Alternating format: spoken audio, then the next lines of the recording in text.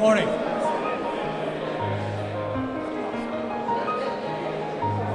Good morning. Thank you all for being here this morning. Such a wonderful occasion. A table here with just wonderful guests that's going to, I don't know if we're going to have any entertainment or not over Congressman, but a lot of good information, and we're just so proud to have all of you here this morning in beautiful downtown Rocky Mount. It's just a pleasure to have so many. All of these here at the head table will be introduced in a few moments, but I would like to just say welcome to Congressman Butterfield and Secretary of Transportation Jim Trogdon and all of the others that are going to be with us this morning. I have a page and a half here of introduction for Congressman Butterfield, but I believe that about 95% of the people in the audience know him and know what a great job he has done for Rocky Mount and Eastern North Carolina, and we're just so proud. Let's just give him a welcome so he can come on up later.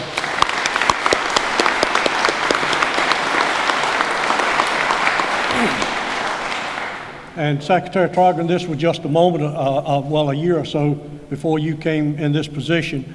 But as I came in here a moment ago across the parking lot, the first thing that caught my eye on the end of this building here was your logo, Transportation from DOT. And your previous people helped us make this place what it is today. So we're just so grateful to all the people that were involved in that and to DOT for their part in it also.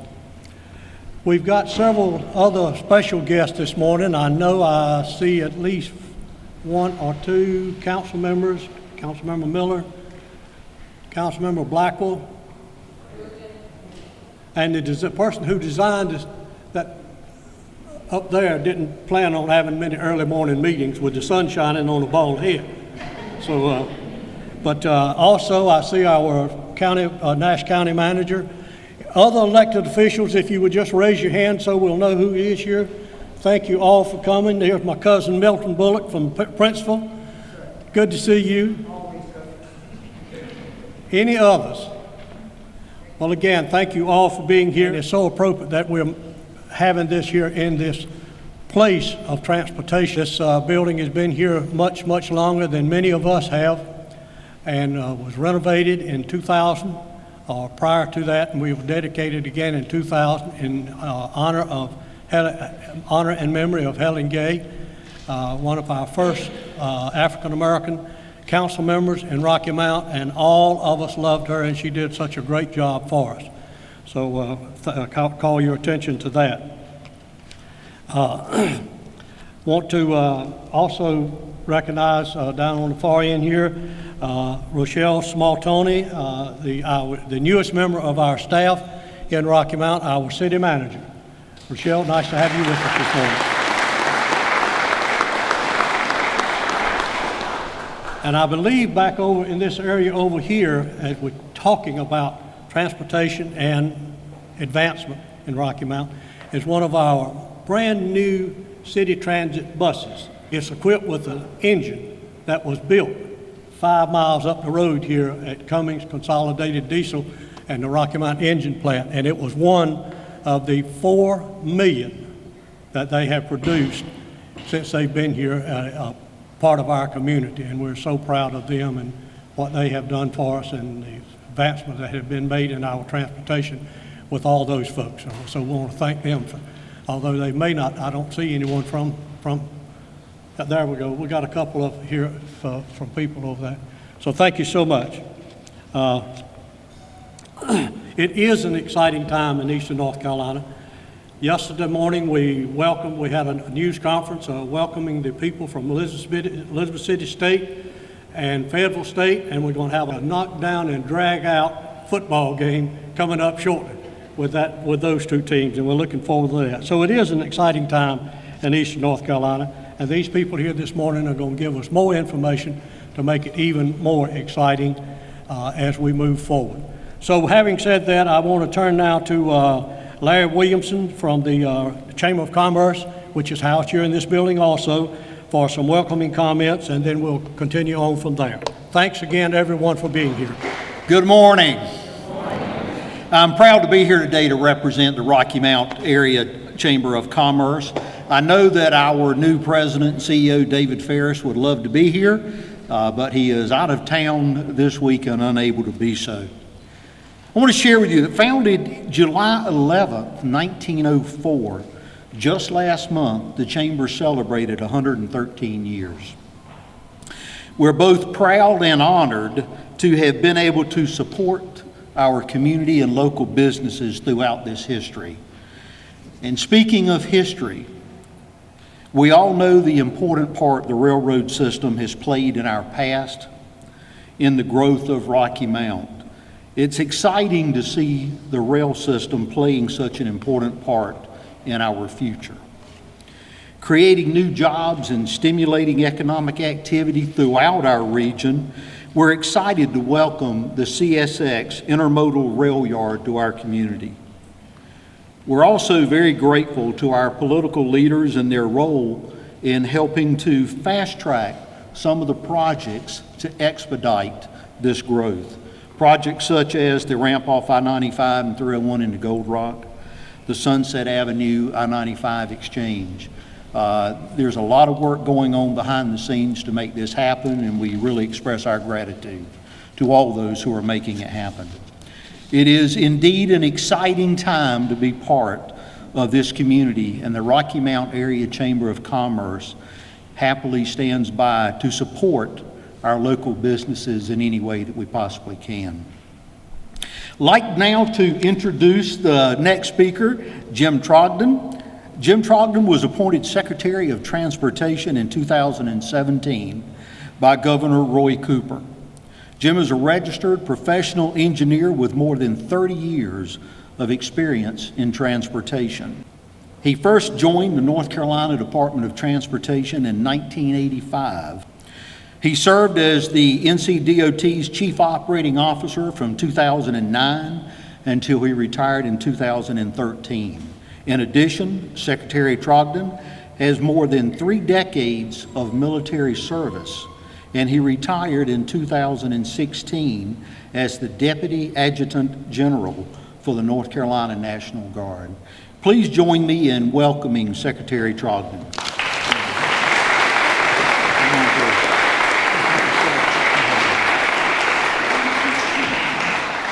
Thank you, Mr. Williams, for that introduction, and I wanted to thank Congressman Butterfield and all of our federal partners that we work with in transportation, but especially Congressman Butterfield for the invitation to be here today and participate in this event.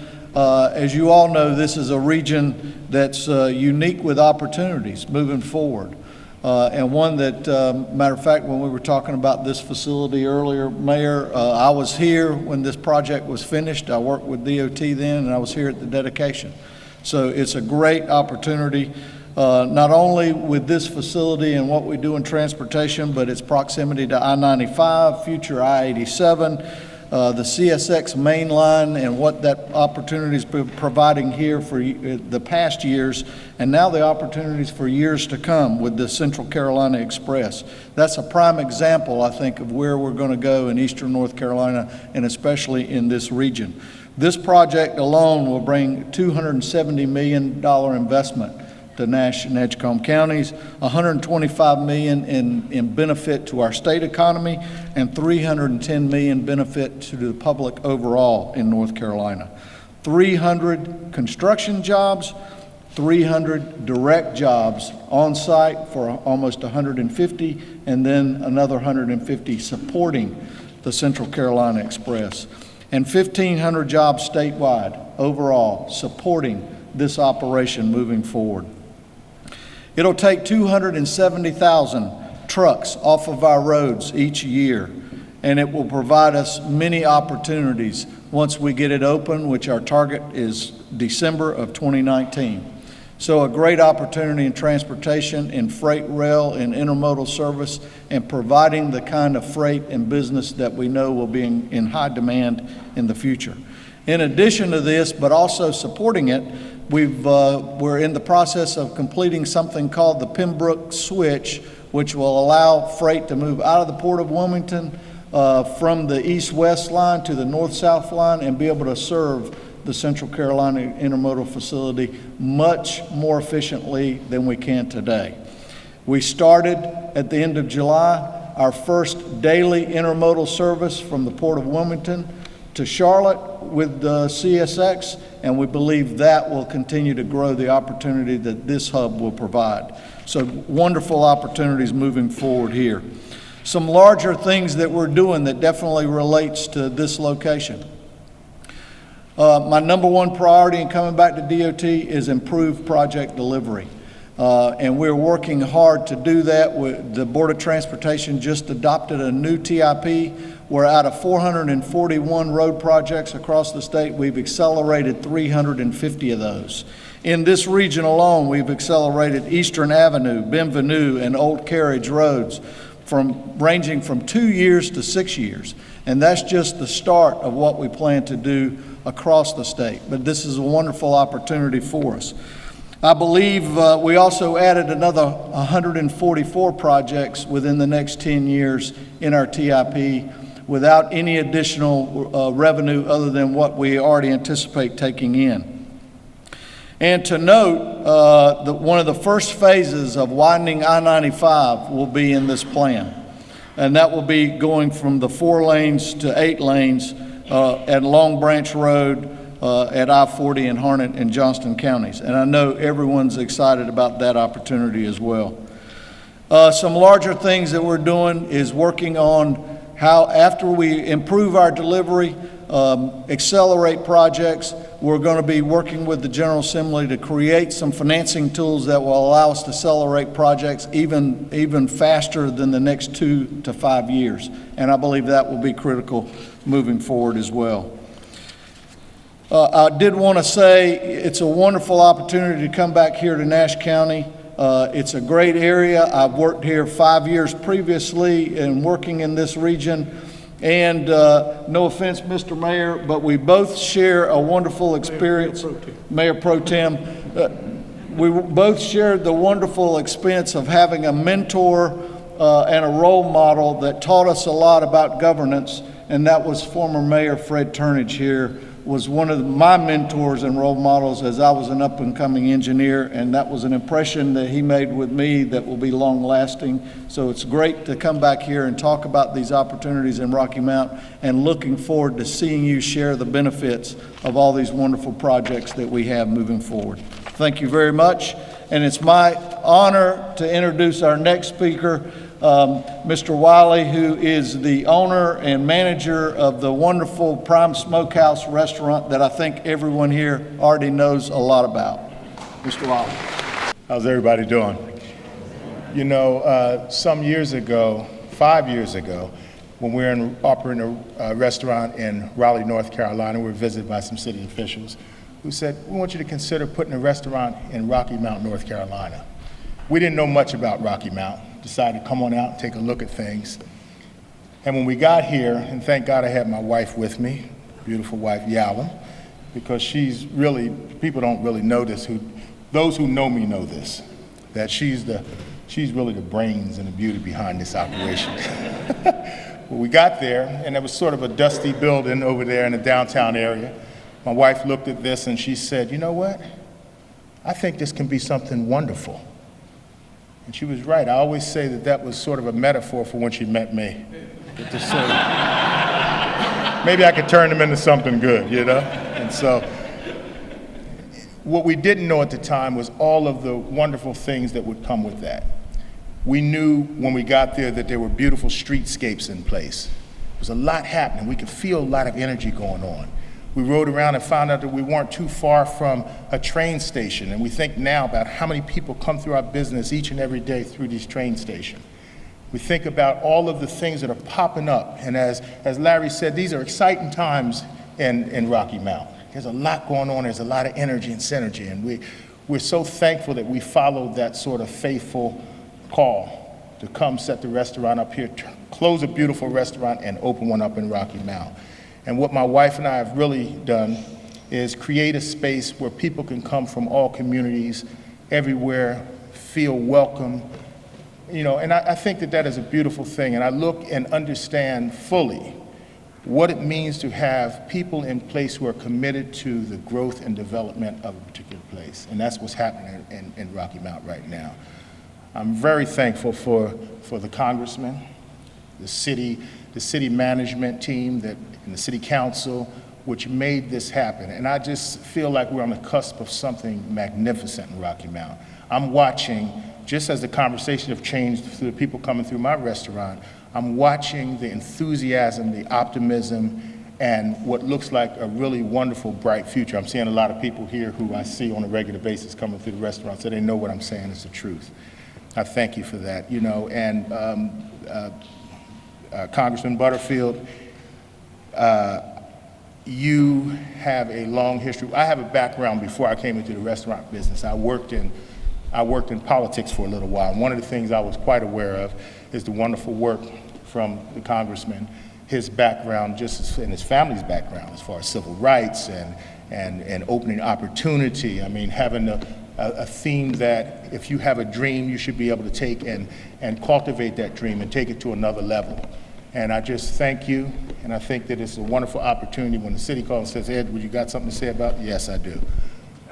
Thank you, and I would like to let that be the opportunity to introduce Congressman C.K. Butterfield. Thank you.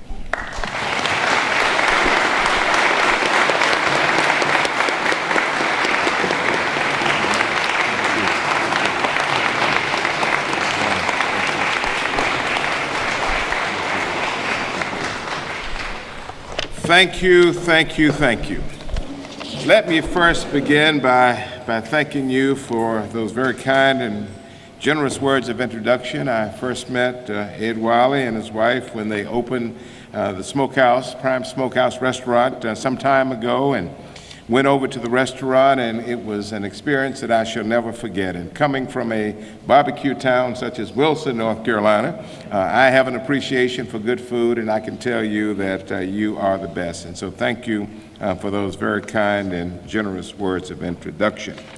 To W.B. Bullock, who is standing in the stead of David Combs today, thank you, W.B., for all that you do, not just for the city of Rocky Mount, but what you do for veterans. A lot of people who live in Rocky Mount know your relationship with veterans, but many outside of Rocky Mount may not know that. But Councilman Bullock is an extraordinary leader in this community, and I thank him publicly for his friendship and thank him for all the work that he does. I want to thank the Secretary for coming down today. Secretary Trogdon is a very busy man. I know that for a fact. He has 100 counties in this great state, 10 million people, and he has great challenges in front of him, but thank him for taking the time to come to Rocky Mount to share with us for this 60-minute program to talk about these very, very important issues. Didn't Governor Cooper make a good selection in a Secretary of Transportation? To have a governor from Eastern North Carolina is always special. But when they're from Nash County, North Carolina, it's even more special. And so I'm delighted that Governor Cooper has assembled an extraordinary team to work with him in Raleigh. And I just look forward to the next 4 years. To the elected officials who are here today, I know all of you. I know all of you by name. I will dare not call you by name today because there are so many of you, but I want to thank the elected officials for coming. I want to thank the mayors and the county commissioners and city council folk and Board of Education people, just all of you. Might have a sheriff here. I don't know. I had 3 yesterday at a funeral where I spoke. But even the law areas, Sheriff Atkinson back there, thank you for all that you do.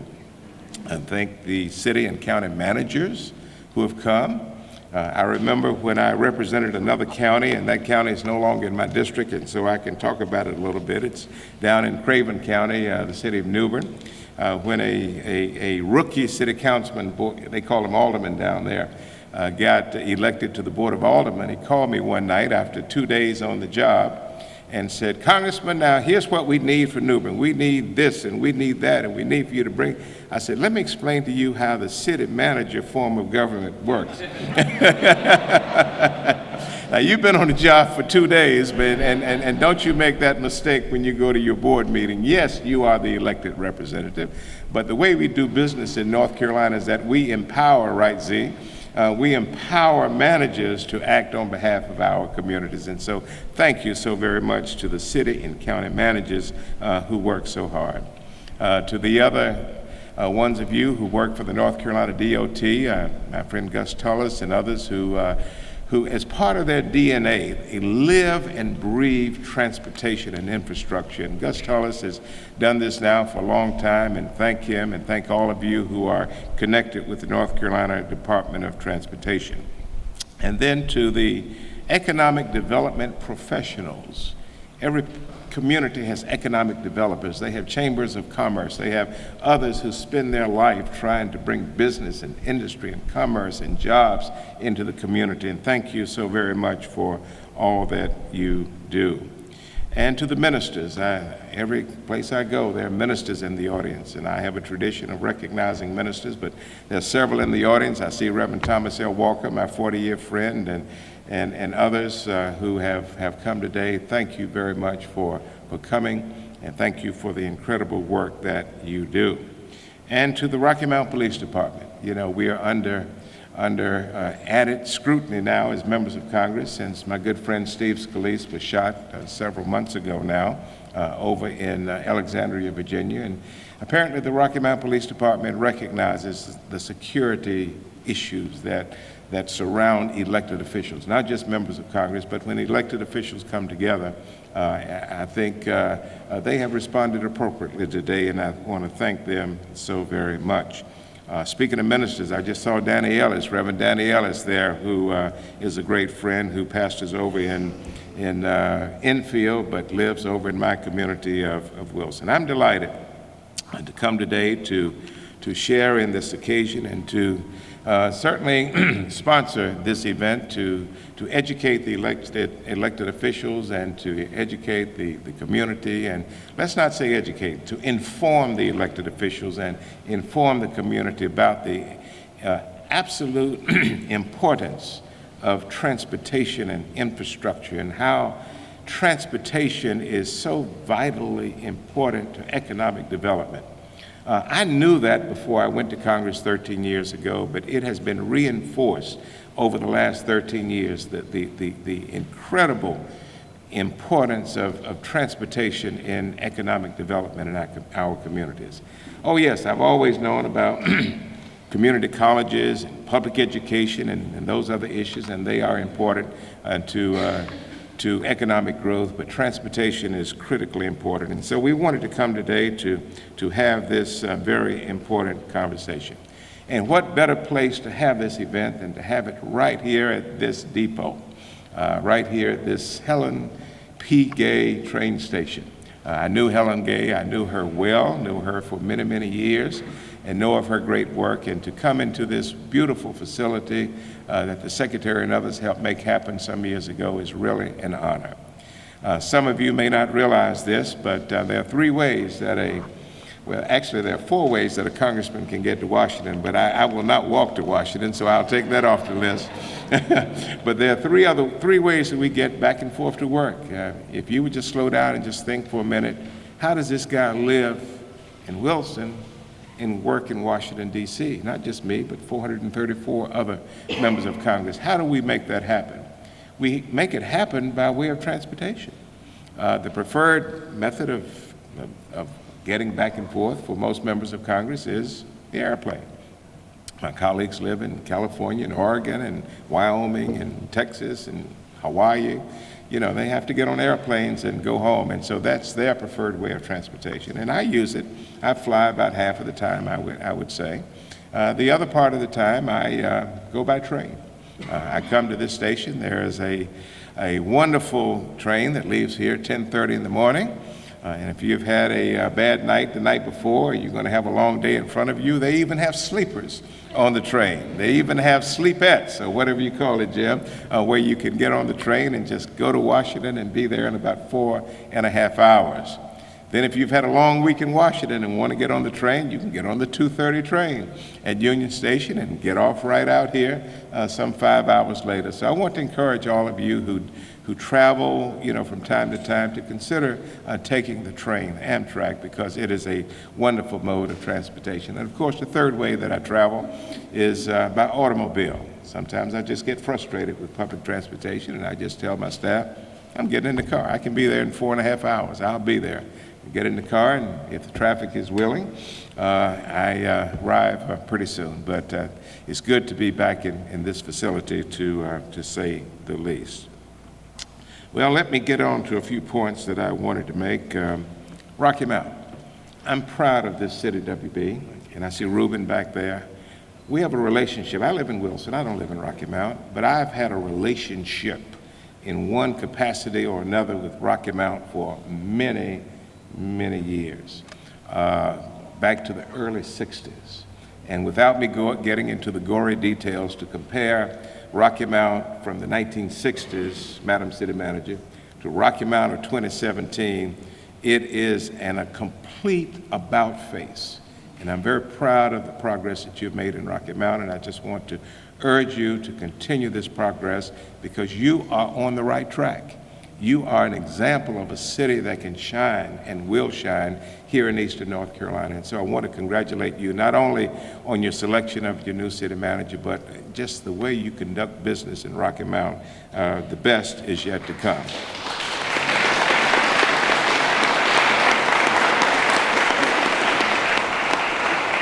You know, the older you get and the more senior you get in your seniority in Congress, you know, the more likely you are just to tell it all. You know, when you're a young congressman and, you know, you're kind of young and you're real ambitious in your career, you kind of want to go through your mind and say, well, do I need to say this? Do I not need to say this?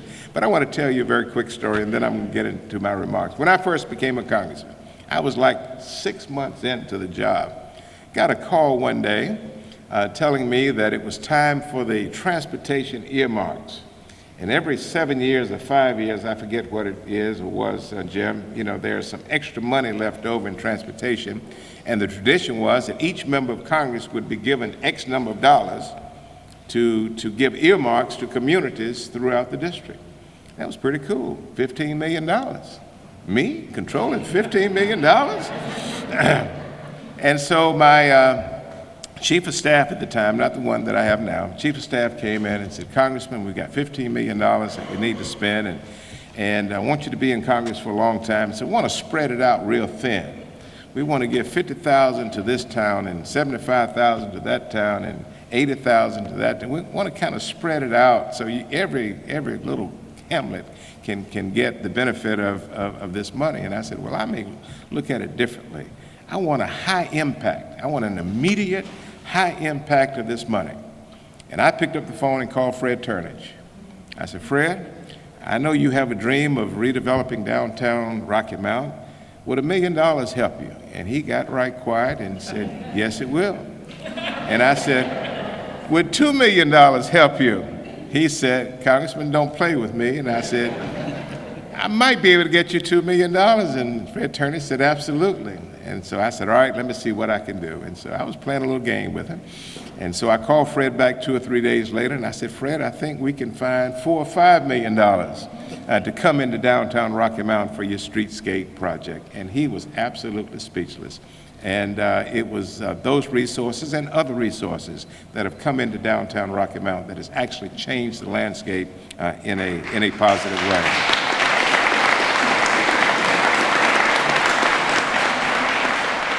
Jobs, everywhere I go, jobs. That's all I'm hearing, all over the district, all over the state, all over the country, jobs. I have 14 counties in this congressional district. Used to be 24 counties because of recent litigation. We've been cut back to 14 counties, which is probably a good thing. Still have the same number of people, 740,000 people that I represent, but the lines have been reconfigured. I have 14 counties. 11 of those counties, I represent the whole county. Edgecombe County represent the whole county. Martin County, the whole county. Only 3 counties that are parts of counties are Durham, Wilson, and Pitt counties. In those counties, I represent portions of the counties. Durham County, I represent 90%. Wilson County, 70%. Pitt County, 50%. And so by and large, I represent most of the counties here in northeastern North Carolina. And the number one issue on everyone's mind, not Russia, it's not foreign bank accounts, it's not Putin, it's not North Korea, even though we got to be concerned about that, it's jobs. Congressman, we've got to have jobs in our communities, and we've got to have it now. And ladies and gentlemen, if we're going to make sure that Eastern North Carolinians can provide a better life for themselves and their families, then we must focus on the most important issue, and that's not only job creation, but good paying jobs.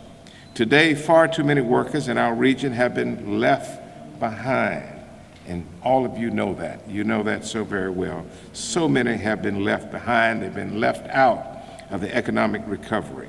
In May, just a couple of months ago, nearly 1/3 of counties in North Carolina had unemployment rates of over 5%. Many of those counties are in this district. Edgecombe, Wilson, and Halifax counties all have unemployment rates that are higher than 7%, while the national average is 4.8%.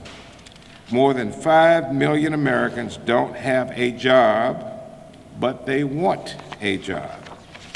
And another 5 million people are working, but they're working at part-time jobs instead of good-paying full-time jobs. And so they are not counted among those who are unemployed because they have part-time jobs, but many of them are underpaid. At the same time, as more jobs are becoming available, many job openings remain unfilled. That seems strange. You've got all of these unemployed people, but you have job vacancies that are not filled. Businesses are still not investing in their workers to make sure they have the skills to grow the economy and get ahead.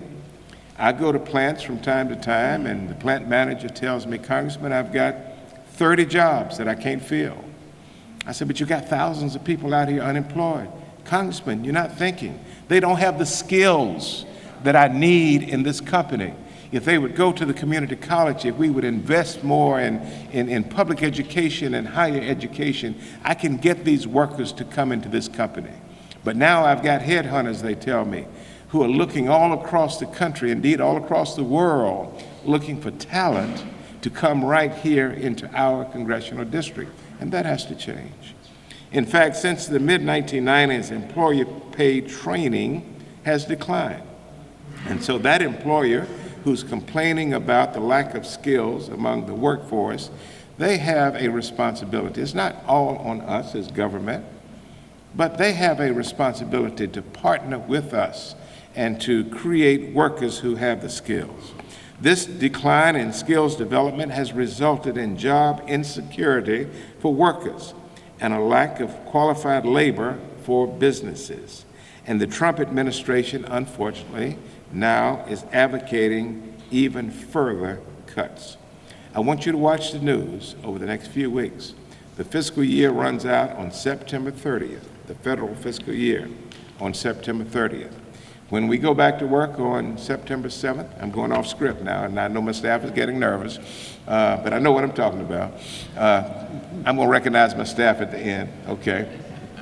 We got 12 days when we go back in September to finish out the fiscal year.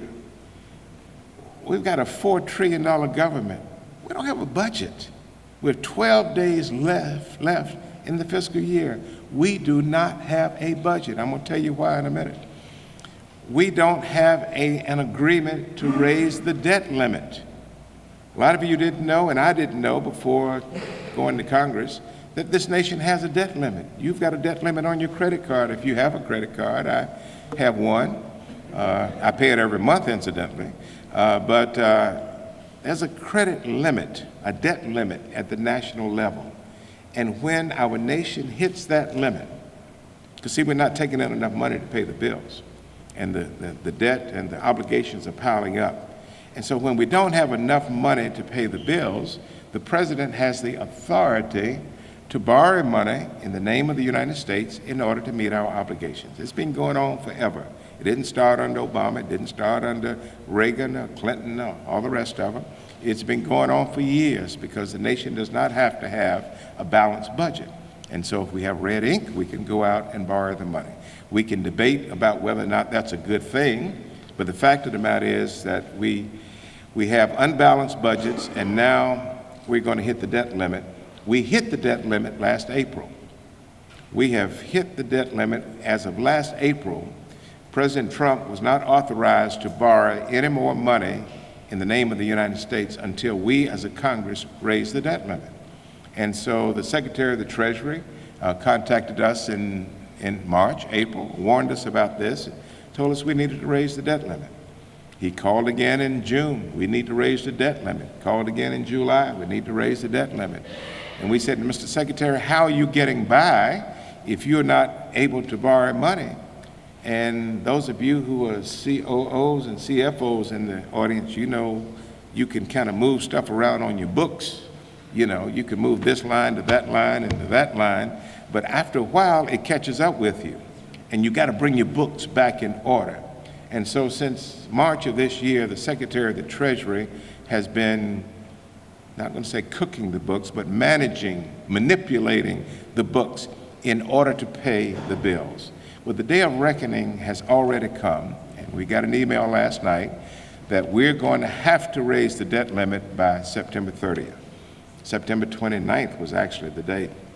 And if we don't do it, we're going to fall over the cliff, and we're not going to be able to pay our bills. So what's the problem?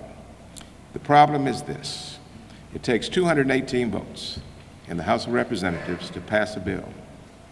It takes 60 votes in the U.S. Senate to pass a bill, and in some instances, 51 votes to pass a bill in the United States Senate. But I'm going to leave the Senate alone. I'm just going to tell you about the House, which is the chamber that I'm the expert on. Let me tell you about the House. It takes 218 votes for us to pass anything, including a budget. There are 240 Republicans in the House, 195 Democrats in the House. The Republicans are in the majority, which means they control the agenda, they control the calendar, they control the chairman of the committees, they control the flow of business that goes back and forth in the House. And so it's the responsibility of the Speaker of the House, Paul Ryan, before him, John Boehner, to corral 218 votes to get important legislation passed. The sad reality is that Paul Ryan does not have 218 votes to raise the debt limit. He does not have 218 votes to pass a budget because of some rebellion within the Republican conference, and it's called the House Freedom Caucus. It used to be called the Tea Party. They have a different sounding name now. It's called the House Freedom Caucus, and it's about 40, maybe 45, but let's say 40 for round numbers. We have 40 members of the House Freedom Caucus who are standing up to Paul Ryan, just as they stood up to John Boehner. So we are not voting to raise the debt limit. We are not going to do that. This nation has enough debt. And I guess in a perfect world, they're right about that. $19 trillion is a lot of debt. But the fact of the matter is that we have obligations that we have to meet, and we have to meet those obligations soon. But yet, Ryan has got a whole bunch of people who are saying, we ain't gonna vote to raise the debt limit, because how are we gonna go back home in our districts and defend increasing the debt when we campaigned 2 years ago on decreasing the debt? And we ain't gonna do it. So now Ryan is faced with the problem, the challenge of cutting a deal with these insurgents, or reaching over to our side of the aisle and working with us on some of our priorities in order to raise the debt limit. I think it makes more sense to reach in a bipartisan way across the aisle and try to reach some consensus with Democrats in order to raise the debt limit and in order to pass an appropriations bill. So I want you to put that on your agenda, on your watch list, in your bucket. I want you to watch that over the next 12 days after September 7th, because it's going to be a lot of drama, to say the least. Millions of Americans, especially those without a college degree, are searching for a path to a good job that will help provide for their families. We must renew our commitment in the fight for good-paying jobs with a promising future. I was at a healthcare facility yesterday in Henderson, North Carolina. Duke has taken over the facility, and they're doing a wonderful job there in Vance County. And I had met with some patients there in the conference room, and this patient who was disabled told me, had her husband with her who was very ill, and said, Congressman, we need you to save health care in this country. I didn't come today to make a health care speech, so don't get prepared for that. I'm just giving you this as background. She said, I came today to let you know that we need to save the Affordable Care Act and make it better because of people like my husband can continue to get health insurance. I said, well, tell me your story. She said, my story is this. He was a healthy man till 2 years ago. And all of a sudden he had a stroke, and now he takes 22 medicines, Reggie? 22 medicines that he takes every day, and I'm spending $1,000 a month out of my pocket to help buy my husband these prescription medications. She said, but let me tell you the thing that has added insult to injury. This year, my employer has announced that in a few weeks, our health insurance premiums will go up. And the employer is going to have to pay more in its share of health insurance. And so my employer called me in and said, here's the way we've got to do this. You've got to give up your vacation time and your sick leave in order to compensate me for paying more premiums for your health insurance. And I looked at the doctors sitting in the room from Duke, and I said, have you all ever heard of such? And so that is the new mindset now among some employers, which is demoralizing to people who work for these companies. So this lady, instead of getting 2 weeks vacation every year, will probably get 1 week vacation.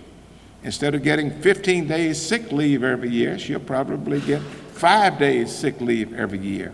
And that is the trade-off for her insurance premium, for the employer's insurance premium having to go up. It makes no sense to me at all.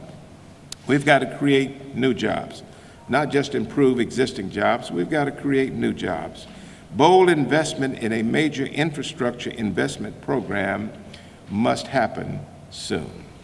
As much as I disagree with our president on so many things, on most things, there's one thing that I agree with President Trump on, and that is the absolute need for a bold, visionary investment in infrastructure. The nation's infrastructure is crumbling.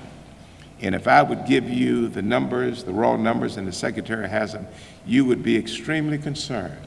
The deterioration of our interstate highway system, bridges and tunnels and ports and airports all across the country, they're in states of disrepair. Highways right here in North Carolina in a state of disrepair. We fund much of our interstate transportation system with the gasoline tax. I forgot how much it is, Mr. Secretary, but it doesn't matter. It's 20 or 30 cents per gallon that you pay in gasoline tax. The problem is that because of fuel efficiency, and I'm on the committee that mandated this, because of fuel efficiency, you're buying less fuel. I don't know if you realize that, but you're buying less fuel because your car is getting more miles per gallon. And because you're purchasing less fuel, that means you're paying less gasoline taxes, which means that the trust fund is inadequate in order to fund the transportation system. And so the Secretary and the Governor have got to prioritize. That's the only way they can make the money work. They've got to prioritize transportation projects in our great state, and we need more resources for transportation. And transportation is certainly a part of infrastructure. And so I publicly and unequivocally support major, bold investment in infrastructure, even at the level of $1 trillion, which has been suggested by the president. Now, my friends in Congress, all of the Republicans and probably many Democrats will say, Congressman, you know, how are we going to pay for this thing? We didn't ask that question when we went to Iraq, okay? We declared it in the national security interests of this country to go into Iraq and into Afghanistan and deploy troops and spend $1 trillion in those two theaters, and we didn't find a way to pay for it. We just did it because we had to do it at least we thought we had to do it, under the circumstances. Well, the infrastructure challenge that we have in this country is a national emergency, and we need to do it. Can we find ways of paying for it? Yes, we can find some ways to offset the $1 trillion. It won't be a full $1 trillion, But we can do tax reform. We can take away many of the tax breaks. We can increase taxes on the wealthiest of our citizens in this country so they can pay a little bit more in taxes. And some of our corporations, and I love the business community, they support me and I support them, but some of our business friends, and not in Rocky Mount and Nash County, but some of our business friends across the country are getting huge tax breaks in their companies, and they're not paying their fair share of taxes. And so there are ways that we can create the revenue to offset some of the infrastructure challenges. According to the Bureau of Labor Statistics, 450,000 North Carolinians are employed in the transportation and construction sectors. These jobs earn an annual average wage of $32,000 to $38,000 a year. We must act on new, sustainable, long-term solutions to develop an economically competitive transportation system that will create and sustain good-paying jobs. Secondly, we must ensure that workers have access to the tools that they need to fill these new jobs. It is far too common that North Carolinians who are eager to work hard and earn a good living are left behind because they don't have the skills needed to compete in this changing economy. And you know how this economy is changing. It is changing by the day.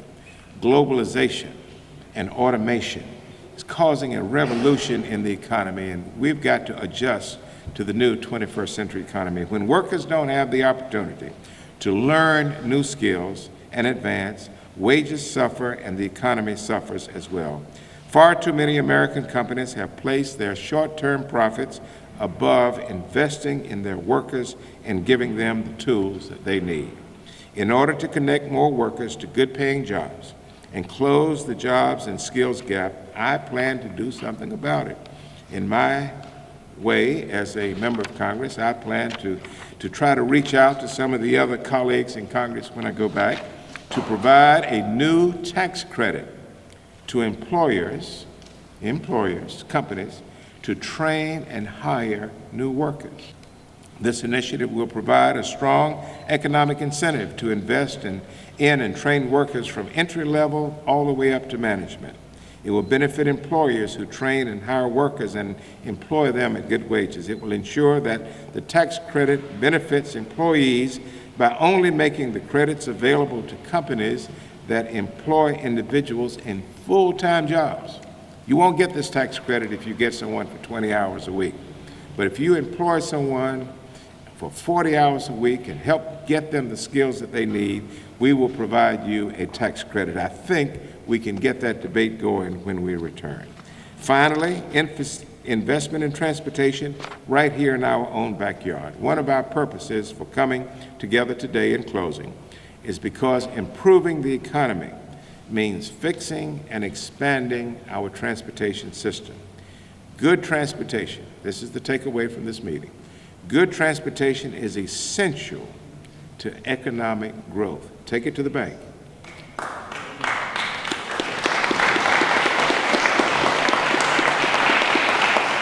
Doing so will create sustainable and good-paying jobs while building the infrastructure needed to move people and to move products for generations to come. A few key project priorities for this region are the Carolina Connector Hub being built along the CSX rail lines, which will bring an estimated 1,500 jobs throughout the state and will connect eastern North Carolina to the ports. That's a big deal. And this secretary and this department had a big hand to play in making it happen. Why? Because I was given a confidential briefing probably 6 months before the announcement came in Washington, and I was told about how they were trying to find a location for the CSX hub. They were looking at one south of Wilson and one north of Wilson, and they were looking at one probably in another state. And I was told that Rocky Mount had open arms for this type of project and that it would probably happen. Then they told me to be quiet and don't tell anybody. And I shut up and didn't tell anybody. I was obedient. But anyway, this is an example of what can happen. I introduced a bill to create future Interstate Highway 87. between Raleigh and Norfolk. You'll see a sign out there that says 587, and I'm trying to, Mr. Secretary, figure out the difference between 587 and 87. It's not important right now, but you'll see those signs being erected. The highway will increase access to the state capital and one of the nation's premier ports, and boost, as the port in Norfolk, and boost construction jobs and economic activity in the region. And DOT is moving forward by improving the section between Elizabeth City and the Virginia border. DOT has committed $173 million to maintaining Interstate 95, our beloved 95, over the next 10 years. But $4.5 billion is needed to modernize that highway. That may have fallen on deaf ears. This man needs $4.5 billion for Interstate 95, $4.5 billion. And we have given him $173 million. You do the math. That investment would stimulate construction jobs and improve economic activity throughout the region. We must invest in rural roads. We must improve our passenger and freight rail systems, boost access to public and affordable housing, and ensure that our bridges are safe, and improve broadband access, and so forth and so on. And so I want to thank NCDOT for its commitment and thank them for their transportation plan, and I look forward to working with them as we go forward. This must be a bipartisan solution. Democrats cannot do it alone. Republicans cannot do it alone. But working together with Governor Cooper and his team, we certainly can make it happen. Thank you so very much for coming. Congressman, you have given us so much this morning to think about. But in case you didn't know it already, and I think you do, this building here this morning is full of leaders. And we need to take your recommendations this morning and come together and offer you our assistance to see what we can do, not only locally, right here in Rocky Mount, in the Twin County areas, but in eastern North Carolina, and indeed the state of North Carolina, because we're all in the same state. And we want to do what we can to make a difference in our communities. We thank you again for your comments. And at this time, I'd like to recognize our city manager, Rochelle Small-Toney, who will bring us some comments as we close. Good morning, everyone. As has been stated, I'm Rochelle Small-Toney. I'm the new city manager for Rocky Mount, and I actually started this position on July the 3rd, so I'm relatively new to this area. Now, while I may be new to this beautiful city, I'm learning more and more each day about the things that move Rocky Mount forward. A part of that growing knowledge base is learning about Congressman Butterfield's vision as it relates to the impact of transportation on this community. I'm excited about the Congressman's transportation vision and that he chose Rocky Mount as a location to discuss jobs and transportation. And I would add a footnote, I'm a native of Wilmington, North Carolina, where that railroad that you were speaking about would have originated. And I do remember when Wilmington was actually a very important railroad town as a little girl. But back to this, I am equally ecstatic about Secretary Trogdon's vision that CSX and a future interstate corridor will be just the connections we need for more private investment and a positive economic jolt. One of the things that I've noticed by traveling in the area and learning about Rocky Mount, Nash, and Edgecombe counties is that we are on the cusp of some major developments. I will also footnote that that was one of the decisions that, one of the reasons that led to my decision really to come and be a part of this wonderful management team here. Is because of all of the energy and synergy that's in the area as it relates to economic development. But aside from transportation, we already have new businesses coming into Rocky Mount. And in 2018, the Rocky Mount Event Center will begin operations. My question initially was, how will we prepare ourselves to support these advancements? How are we going to adjust for these positive enhancements that will ultimately come to our community? By being here today and listening to our panel, I think that the federal, the state, and the city of Rocky Mount are on the same path and are headed in the right direction to ultimately invest and improve upon our transportation infrastructure. Because frankly, transportation, potential business investments, and attracting new residents go hand in hand. Without positive changes in transportation and without modern transportation infrastructure, we lose. Without a strong education system from preschool to post-secondary and beyond that produces students capable of benefiting from training and high-tech jobs, we lose.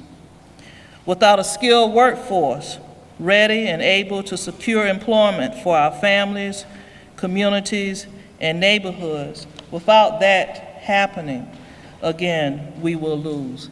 And in losing, of course, that just puts more and more burdens on local governments to have to deal with the outfall of people not being as successful as they could be. So CSX investment in Rocky Mount is one victory, and I believe it will pave the way for a host of other victories. I'm happy to read about the Congressman's support of our other modes of transportation and his advocacy for high-speed rail, aviation, and more. Likewise, Rocky Mount's transportation vision is to achieve a multimodal transportation system that will include roads, streets, rail, bus, bicycle, pedestrian, and aviation facilities to serve the transportation needs of our citizens. I'm encouraged to read about the Congressman's involvement in obtaining a Tiger grant for the city of Goldsboro. While we have not yet secured a Tiger or Transportation Investment Generating Economic Recovery grant, we are working diligently to secure the funding for road, rail, aging bridges, and other transit projects that will be another economic boost for our community. It is clear, sir, that your vision for your district and our vision for Rocky Mount are the same. I am motivated by what has been accomplished in Rocky Mount, and I want to sincerely thank all of you for participating in events like this that allow us to see the vision, the accomplishments, and the improvements to be made. Thank you, Congressman Butterfield, for leading this effort. Thank you to our area Chamber of Commerce, Secretary Trogdon, Mr. Wiley, Mayor Pro Tem Bullock, the Rocky Mount City Council, all of our other elected local officials, members of the public for being here today and participating. Also, thank you to the City of Rocky Mount staff and Congressman Butterfield's office for organizing this event. I believe all of you see that what is taking place in Rocky Mount now makes this an important time for all of us. I also believe you are witnessing the positive vibes growing even stronger as new developments unfold. So let's continue to work together to make sure transportation delivers and is one of the major facets that makes our city even stronger. Thank you so very much.